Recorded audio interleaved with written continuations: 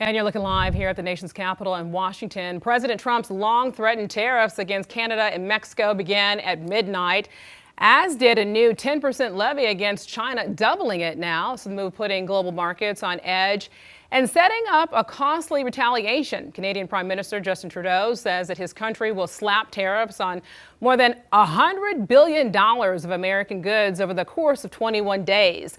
Mexico's president also announcing retaliatory tariffs are coming Sunday. So this all comes as President Trump now will hold his first presidential address to Congress of his second term. So it's his first in about 5 years and has many wondering how Democrats will respond tonight. Joining us now, South Carolina Congressman James Clyburn. Congressman Clyburn, thank you so much for being on with us here live on Queen City News. President Trump now addressing Congress in just a few hours. So I'm curious to know what's going to happen in the chamber tonight. Can you give us any insight on what we can expect from Democrats who now want to be able to show that they're displeased with the Trump administration? Well, thank you very much for having me. Well, I think Democrats are going to listen. Those who attend, quite a few won't attend. But those of us who are in the chamber will listen, we'll be respectful, and we'll leave when he leaves. I don't know that you'll get any reaction from Democrats, negative or positive, at least I hope not. I do believe, as I said to a group this morning, we should conduct ourselves in the manner of a 21st century sit-in. We'll sit there, sit on our hands, not join in the frivolity, and just be respectful. Congressman Clyburn, can you tell me, obviously there's a difference between a demonstration and disruption. Are Democrats united on this front? Well, you know, I caution people about the word unite. We can be united and not be unanimous.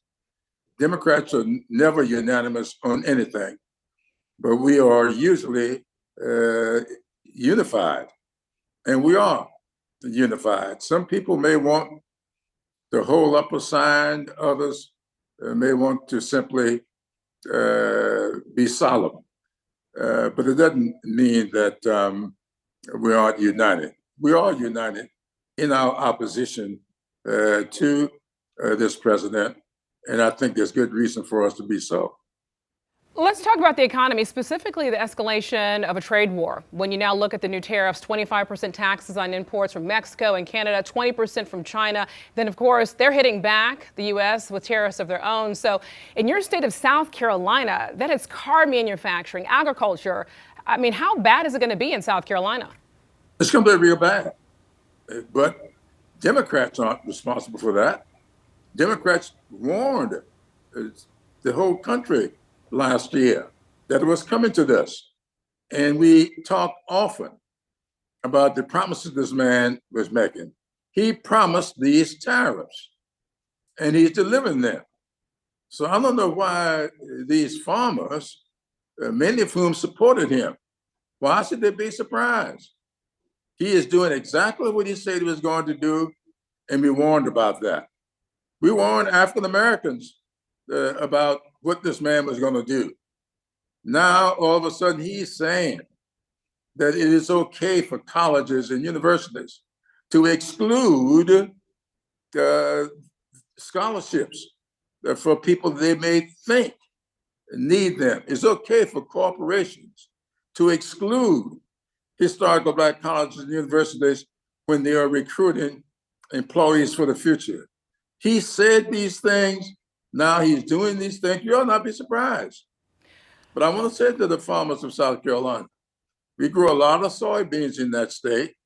And now China is saying they're going to slap a 25, 30% tariff on soybeans coming out of South Carolina if we're shipping them to China. And that's been our biggest market. And we make more tires, automobile tires in South Carolina than they make in Ohio. And we don't make them for South Carolinians. We export them. Same thing with automobiles. All those BMWs we make, those Volvos, those Sprinters, we don't keep them in South Carolina, we export them. And now we are going to see them subjected to tariffs. And what does that mean? Not just to corporations, that means the consumers are going to have to pay for this. And we just had the groundbreaking. I think you saw that now that maybe the Scout Motors. Yes. It's going to be right outside of Columbia. Right. That groundbreaking, it'll be 4,000 jobs already. You see, not only the tariffs, but the other thing this man has promised to do is to cut back on everything that Joe Biden ever did. And what Joe Biden did for the automobile industry was for those EV stations throughout South Carolina. That's Scott. Those are all the electric vehicles they're going to be building. And that incentive is in the Inflation Reduction Act that this man has vowed he's going to get rid of. You see the stock market tank yesterday going down again today, and it's going to go down even further if he stays the course. Congressman Clyburn, yes, Scout Motors that happening in the Blythewood area just outside of Columbia. We thank you so much for your time. Right now, we know you have a big night ahead, and we look forward to talking with you later about what happens tonight. Thank you so much. Thank you.